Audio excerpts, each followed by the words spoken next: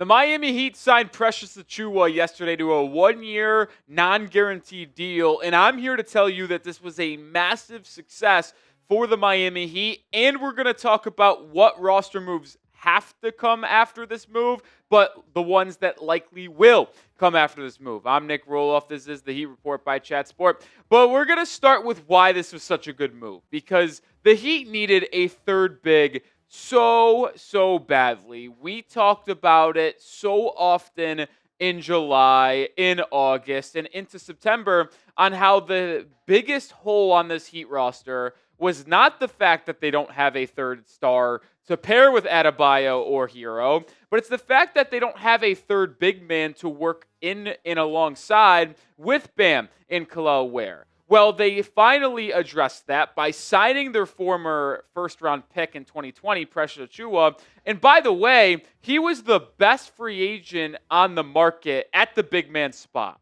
Like, you could make the argument that Kai Jones would have been intriguing, Trey Lyles would have been interesting, but those two both signed overseas in Turkey and Real Madrid, respectively. Achiuwa still out there on the market, ready to roll? Yeah, that was the best possible option the Heat had, and I'm glad they took advantage of it.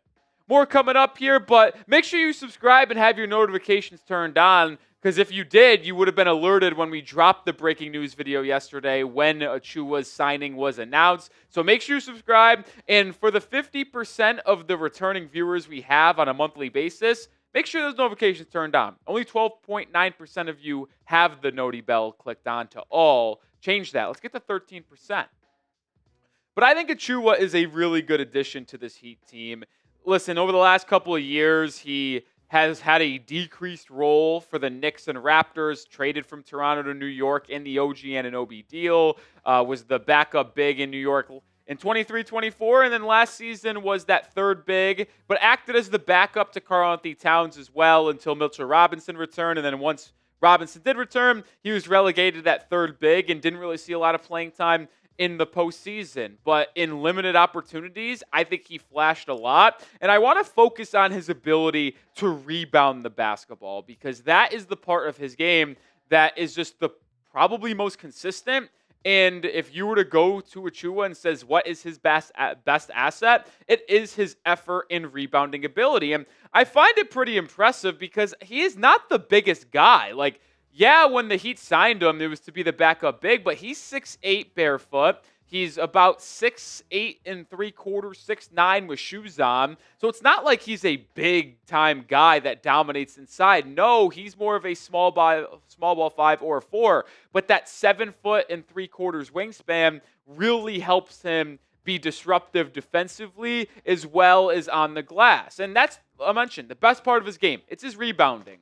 Last year, if you look at his advanced numbers in terms of rebounding on 3 steps basket, 86th percentile is an overall rebounder, 85th percentile in offensive rebounding, and 84th percentile in defensive rebounding. That obviously accounts for the rebound percentage that you have when on the floor, so it kind of makes it even for everybody no matter how many minutes you ultimately play. It just further illustrates that when Achiuwa's on the floor, I don't think you have to worry about his effort, and I don't think you really have to worry about being out-rebounded, whether he is playing alongside Bam, alongside Ware, or playing as the small ball center and Bam and Ware are both on the bench together for a small spurt of time. When Achiuwa's on the floor, you usually will not be out-rebounded. That is why I'm a big fan of this move. Plus more to come here, but I'm happy the Heat brought back Precious. I also hope that he has a better stint and longer stint in Miami this go-around than he did when he got drafted out of Memphis in 2020. If you're with me, type Y for yes. If you're not, type N for no. I still think that I would have Bam, Jovic, and Wiggins be your starting front court with Hero out for the first month because you just need more playmaking and shooting, and Jovic brings that with a good 6'10 frame. Jovic is actually bigger than Precious Achiuwa height-wise, not as physical and imposing as Achiuwa, but he will be valued coming off of the bench. And I mentioned it on yesterday's instant reaction video. Erik Spoelstra just has so much lineup versatility now. Like, there is no pressure to have Bam and Ware on the floor at all times together. You can stagger the minutes to where you have all three of the big men play together. And all three of them could each be the solo big on the floor at some time too. I mentioned you could have just Ware in front court pieces, just Bam in front court pieces, just Precious, combine them. Like, it's just so good. And I actually think Achiuwa is an improved defender because we'll go back to some of the advanced metrics on Three Steps Basket again here. They ranked Precious Achiuwa in the 75th percentile of NBA defenders just a year ago. And when they factor in defense, they have a combination of statistics and efficiency metrics that goes into their percentiles. It's steals per game, blocks per game, defensive rebound percentage, and then defensive rating. So you combine the four of those, and it spits out the ranking of NBA defenders. And like I mentioned, Achiuwa's in the 75th percentile. The point is, he is much better than the bench bigs that you've had in the past. Like, the Heat have always struggled to have a serviceable backup big or even just a third big.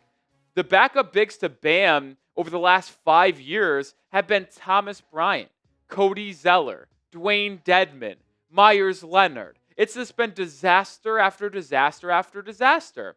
And I'll tell you right now, first of all, Achiuwa is your third big because your top two are obviously Ware and Bam, which is a vast improvement from what it's been with those names I just mentioned. But heck, I would take the current version of Precious Achiuwa as my backup big to the 5 names I just mentioned.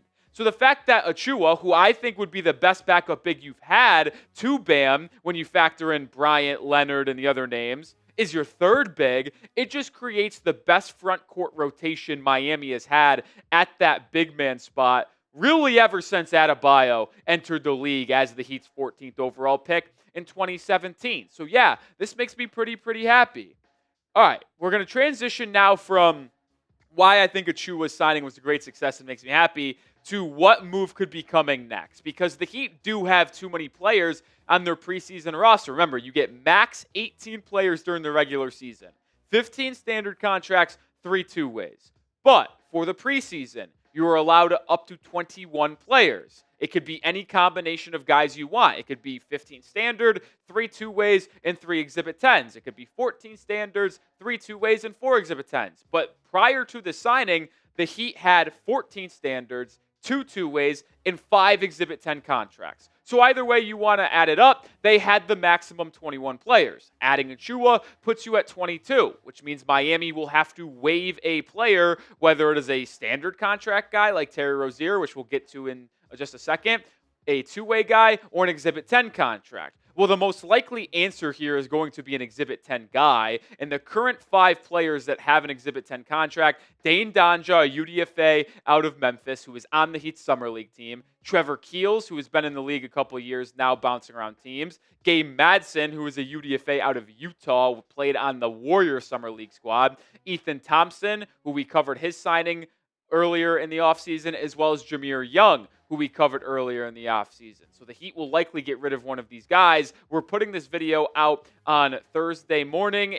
We're filming this Wednesday afternoon. If the signing and release was made official, we'll have an updated short, so be on the lookout. But if it hasn't happened yet, I think Dane Donja is the obvious pick here for a couple of reasons. One, Donja is a fascinating player. He is a very big human being. But I doubt that he would be able to be a rotational guy at any point in his career. He could showcase you some nice things, but I don't see him as someone that can really develop and grow in this Heat developmental system. But you look at the other 4 guys. Madsen is a really good shooter. That can play in the Heat system. We've seen those stories rise up the ranks in this developmental system before. Trevor Keels, former top prospect, played at Duke, bounced around the league. I would rather keep him. And I'd rather keep Ethan Thompson, who was like first team All-G League last year, and Jameer Young, who put up a 40-point game in the Summer League this year. So to me, I think the choice is obvious that it's Donja if you are going to get rid of one of the Exhibit 10 guys. Plus, adding a big man to the preseason roster, it makes sense that you might just take a big man away from the preseason roster. Rounding out the show here in just a second, but take advantage. This Miami Heat blanket is on sale. The winter time is going to be here sooner rather than later. Get prepared with this blanket right now. $29 off, usually $50, available for $21 when you go to chatsports.com/heatblanket. That link is in the description and comments of today's video. I mentioned it. Wintertime is approaching very, very quickly. It also would make a early good Christmas gift if you're into that type of stuff. Chatsports.com/heatblanket. I want to highlight a quick date here. January 10th. It's a very important date for the Miami Heat. And I actually tweeted about this yesterday, which is why you need to go follow me as well at Nic_Rohloff. But why is January 10th, 2026 so important for the Heat? Well, I mentioned earlier that Achiuwa's contract is fully non-guaranteed right now. Well, if he is on the roster past the date of January 10th, the Heat will have to guarantee his roster, and that cap hit will ultimately take Miami over the luxury tax. So they could keep Achiuwa on the regular season roster up until January 9th and then just say, we don't need Precious anymore, waive them, and nothing really happens. They don't go over the luxury tax. But that date's so important because it's the same day as the entire $26.6 million Terry Rozier contract becomes fully guaranteed. We have outlined that he has $1.7 million that is not guaranteed, and the Heat could waive him now and save the $1.7 million, guarantee the Achiuwa contract, and they would stay underneath the luxury tax. So the Heat could technically wait until January 9th and keep Rozier on the roster and waive him then to save that money and keep Achiuwa on a fully guaranteed deal. So the Heat have options. Like waiving Rozier to sign Achiuwa didn't need to happen now. They can ultimately drag this out, keep both of them, and then make that official decision on who they want to keep past January 10th around that time. And the Heat will likely wait until that deadline to see how the season plays out. How does Achiuwa fit with this Heat team? Does Terry Rozier bounce back? Do the Heat even need a third big, or can they get rid of Precious Achiuwa? Could they possibly make a trade early in the season in November or December to where they no longer need to waive one of the players? Like, that is why the Heat will drag this out likely until early January. And maybe the best case scenario is that you play Terry Rozier earlier in the year. Like, Tyler Hero is going to be out for the first month of the season with that ankle injury. So what if you play Rozier with the lack of guards you have? Like, the guards you have on the roster right now is Davion Mitchell, it's Kasper Siakachonis, Drew Smith, and Rozier when you talk about point guards. Like, that's not a collective unit that provides you a lot of confidence. So maybe Rozier does see playing time early on. Maybe he plays really well. The FBA charges and investigation go away. And Rozier now has trade value in December and January. And maybe you can get rid of him now rather than having to attach draft capital as a salary dump-off. It's very possible. Like, I have a hard time believing, and I know I have been extremely critical of Terry Rozier. There's no shying away from that. I think he was absolutely abysmal and horrific last year. But you mean to tell me in the course of one offseason, he went from the player in Miami you see on the left, averaging 16 a game, shooting 37% from three, to the player on the right where he is incapable of being a rotational impact guy, and he is one of the worst offensive players in the NBA. I have a hard time imagining that. Like, is that 2023-24 Terry Rozier still in there? I'm not asking you to be that exact person, give me 16 a game, but how about you do give me 10 points off the bench, and instead of shooting 39% and 27%, you shoot 46% and 37%, like you did in 23-24. Because if he can be that type of efficient offensive creator and scorer off the bench like he was in 23-24, well, then the Heat could absolutely flip his expiring contract, get underneath the luxury tax, and keep Precious Achiuwa. And maybe even get some assets out of it. That's the best case scenario for the Miami Heat. All right, I'll do it for today's show. Appreciate everybody sticking around and watching today's episode. Remember, subscribe if you haven't already, but if you are subscribed, turn on those notifications, and when you click the bell, make sure you hit all, not just personalized, so anytime we drop a video, you are aware that we put one out.